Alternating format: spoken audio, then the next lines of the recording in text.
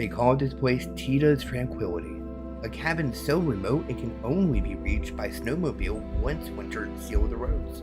For one Utah family, it was more than a getaway. It was a refuge, a ritual, a reminder that peace still existed in the world.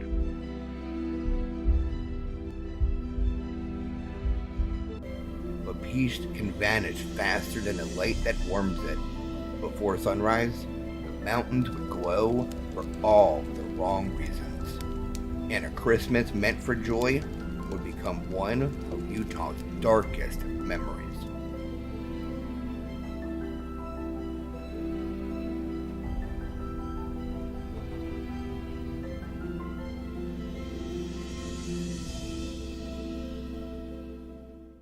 This program contains discussions of real-life crimes and may not be suitable for all audiences. When Darkness Falls is created for educational and awareness purposes, every effort has been made to ensure accuracy, and we tell these stories with deep respect for the victims, their families, and their communities. The goal is not to sensationalize, but to remember, to understand, and to learn.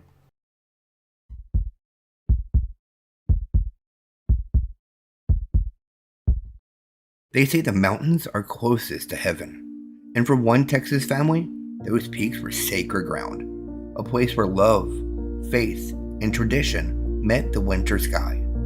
But even the holiest places can fall into shadow. From the warm lights of Humble, Texas, a quiet suburb just north of Houston, the Tiede family made their pilgrimage north every Christmas. Kay and Rolf, their daughters Lene, 20, and Trisha, just 16 years old, and Kay's mother, Beth Potts. They traded the hum of city streets for the stillness of Utah's mountain air. It wasn't just a vacation.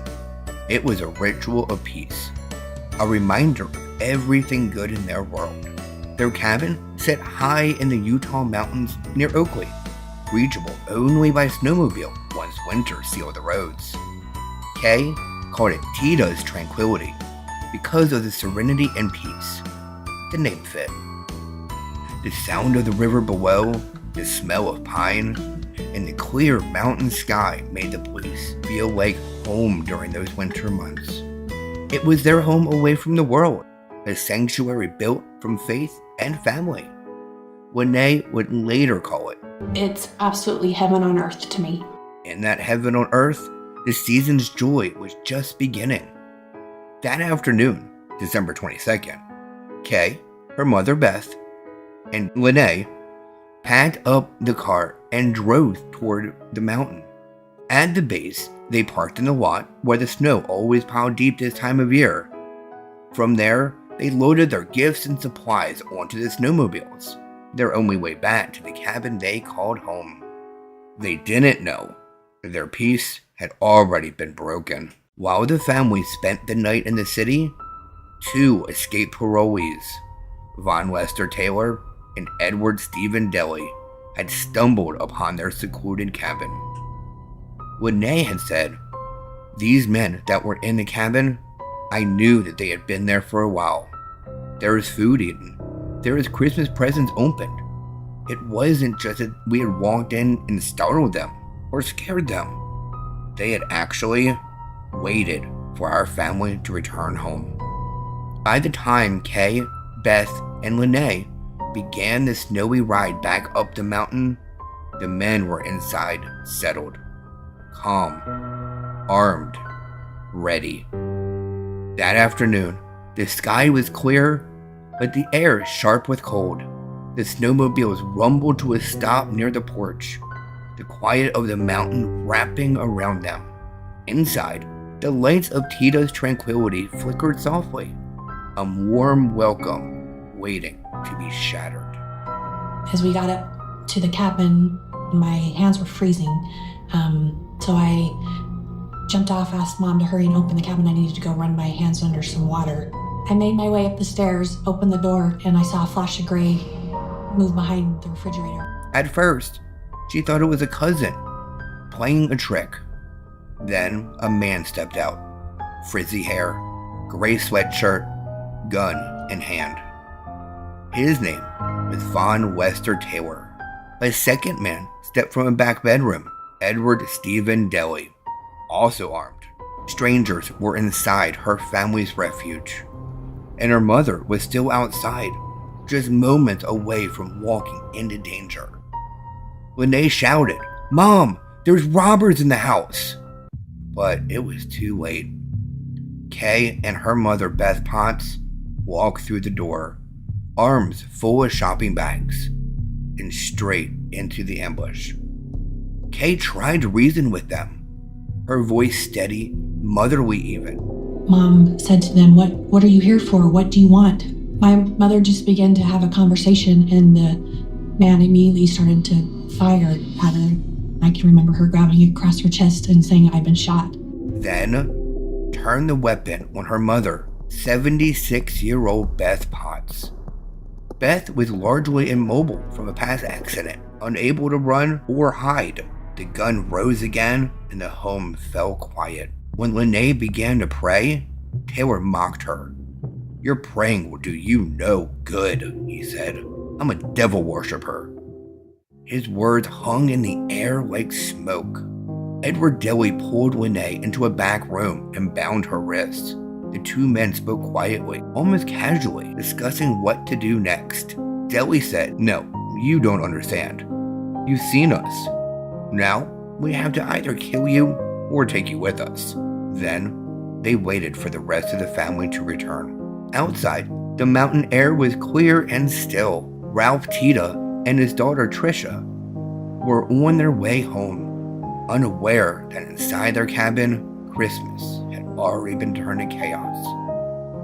By late afternoon, the mountains began to dim. The ridge lines glowed faintly in the last of the sun as Ralph Tiede and his daughter Trish made their way up the narrow trail toward home. They were looking forward to being reunited with Kay, Beth, and Lene.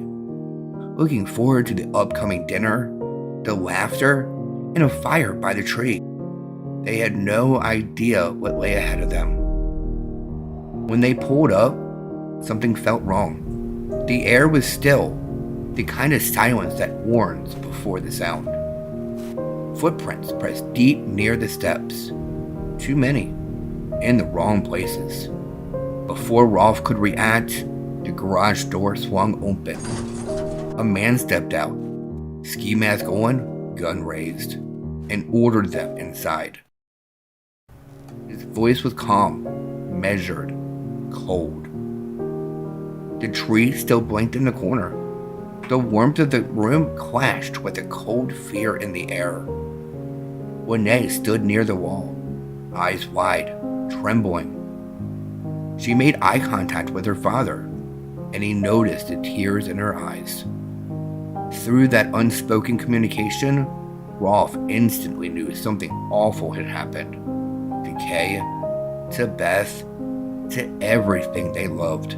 When they couldn't speak, Deli stood behind her, pressing a gun into her back. Edward Deli then turned his attention to Rolf. My dad says, "What do you guys need? What do you guys need?" And I said, "You want money, Dad? Give him money." Yeah, we want money. And slowly my dad unzipped his snow vest and reached into his billfold and threw it on the ground. The intruders gathered up the bills, roughly $105, a pitiful ransom for what they were about to destroy. But for Von Wester Taylor, it was never about money. He lifted the shotgun and fired. The blast struck Rolf point blank. He fell hard. The men believed he was dead. Then came the fire. They poured gasoline across the floor, over the furniture, even on a Rolf's body. Then struck a match. The heat rolled through the house like a wave. Curtains curled. The Christmas tree ignited in seconds. Every photograph, every ornament, every sound of home, gone. Even as the fire spread, Taylor and Deli forced Lene and Tricia to load snowmobiles, shouting commands, stealing whatever they could. But the girls obeyed, because what choice did they have? Outside, the night was clear and still. They climbed onto the machines, the fire behind them lighting the canyon like false dawn. Tiede's tranquility was gone. Heaven on earth turned to hellfire. Trisha stated, "I had all kinds of different plans of how to wreck the snowmobile, how to throw him off into a tree, how to get rid of him. But all I could think of is I couldn't leave my sister." Down in the valley, Rolf's brother Randy had just arrived for the holiday. He parked near the lock gate, unaware that his world was already in pieces. He heard the engines, 2 snowmobiles racing down the trail.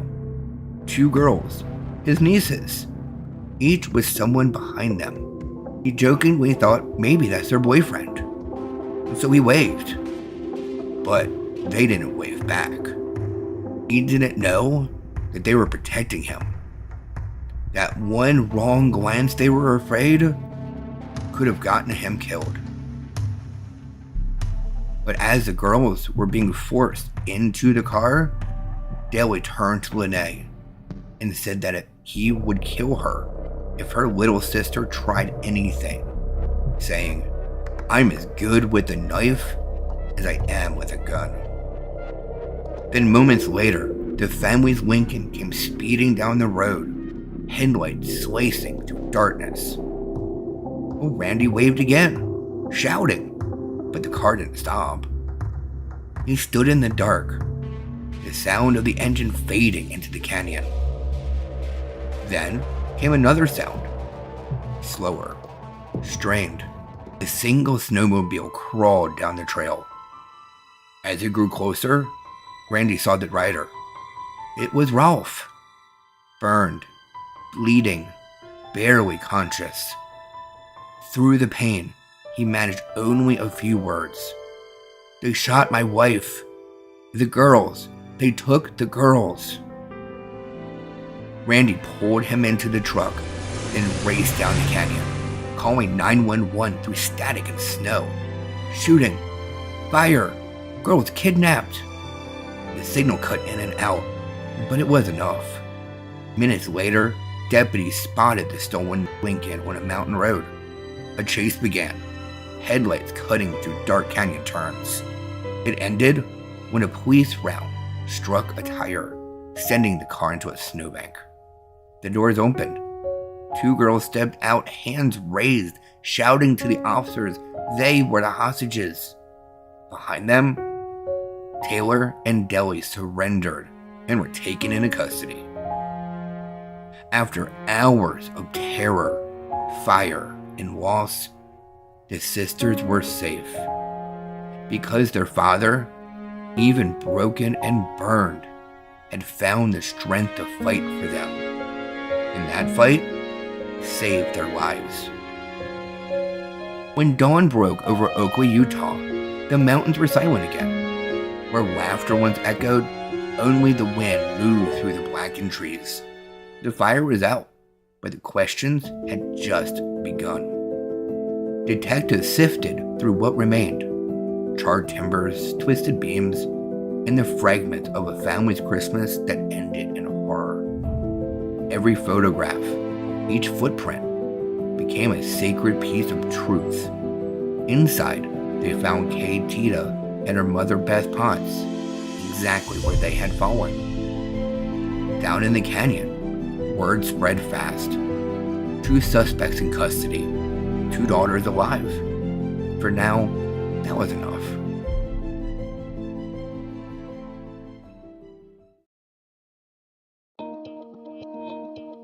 In January 1991, Von Lester Taylor and Edward Stephen Deli were formally charged with aggravated murder, kidnapping, arson, and burglary. The courtroom filled with neighbors, press, and families who had prayed for this day. Lene and Trisha took the stand first. Their voices were steady, their courage unmistakable. They spoke of the gunfire, the flames, and of the faith that carried them through. Then came the moment no one expected. Rolf Tiede. entered the courtroom. Every eye turned as he walked to the stand, the marks of survival still visible. Doctors called his recovery extraordinary. Shot at close range, set on fire, yet he somehow found the strength to crawl to a shower, tear off his burning clothes, and live to tell his family's story. During the standoff, Ralph made a silent vow to his daughters. He would survive. No matter what happened, he would come back for them. His words were quiet but clear, a father recounting the night his home became a battlefield and the miracle that allowed him to keep that promise. He remembered the chaos and fragments, flashes of fire, the sting of gasoline, the deafening crack of gunfire echoing through the cabin. He fell face down on the floor, forcing himself to go still, pretending to be dead after being shot in the face, doused with gasoline, and hit again, a second shot to the head, he testified. Moments earlier, he'd watched Deli rob him at gunpoint while Taylor barked the order, "Kill him." When Deli hesitated, Taylor didn't. He pulled the trigger, and in that instant, Ralph's promise became the only thing keeping him alive. Von Lester Taylor eventually accepted a plea deal, one that brought no mercy. In 1991, he pleaded guilty to 2 counts of capital murder in connection with the Tiede family cabin killings. In exchange, prosecutors dismissed lesser charges, but the death penalty remained on the table. A jury convened solely to decide his fate. After hearing the evidence and the pain inflicted, they unanimously recommended death. Taylor was sentenced to die for the murders of Kay Tiede and Beth Potts. More than 3 decades later, he remained on Utah's death row. Edward Stephen Deli chose a different path. He refused a plea bargain and stood trial, maintaining he hadn't fired the fatal shots. The jury, weighing every word, found reasonable doubt about who pulled the trigger.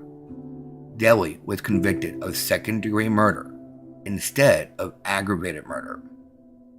In 1991, Judge Frank Noel sentenced Deli to 7 consecutive life terms for 9 felony offenses, recommending against any possibility of parole. Deli appealed in 1993, arguing the consecutive sentences offered no path to rehabilitation. The Utah Supreme Court dismissed the appeal. Today, Deli remains at the Central Utah Correction Facility, serving life without parole. The tragedy in Oakley didn't end with sentencing. It sparked reform that reached the state capitol.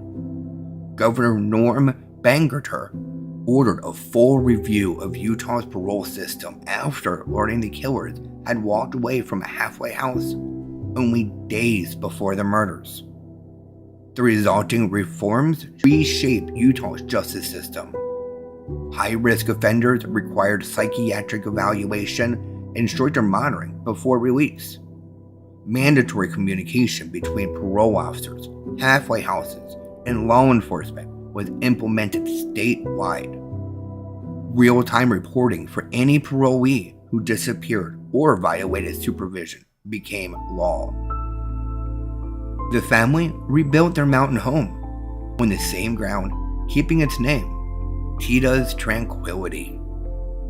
Each Christmas, they hang 2 extra stockings, one for Kay, one for Beth. The cabin, once touched by fire, now glows with warmth again. They proved that faith can rebuild what fire destroys. That even in the darkest winter, love finds its way home. Today, the Tiede family's story lives quietly in the Utah mountains, not as a tale of horror, but of resilience and grace. Their legacy reminds us that even when darkness falls, faith still lights the path. The mountains above Oakley once carried the echo of sirens. Now, they carry hymns of peace. What was once ash is now soil for memory, where faith took root again. Each Christmas, the Tiede family story is whispered through those canyons, not in fear, but in remembrance. The lights of the cabin glow like stars fallen to earth, reminders that even the darkest night eventually breaks for dawn. When we tell the story of those that have been lost, we honor every family who's had to rebuild, every parent who's prayed for peace, every soul who kept the candle burning. And so, as Christmas lights glow across the valley once more, we'll remember Kay, Beth, Rolf, Lene, and Trisha, the family who turned loss into legacy. Because even when darkness falls, the light they left behind still guides us home. We do care, so stay aware. And please, always be mindful for what's out there. Our next case is already calling for us. Until next time, be safe.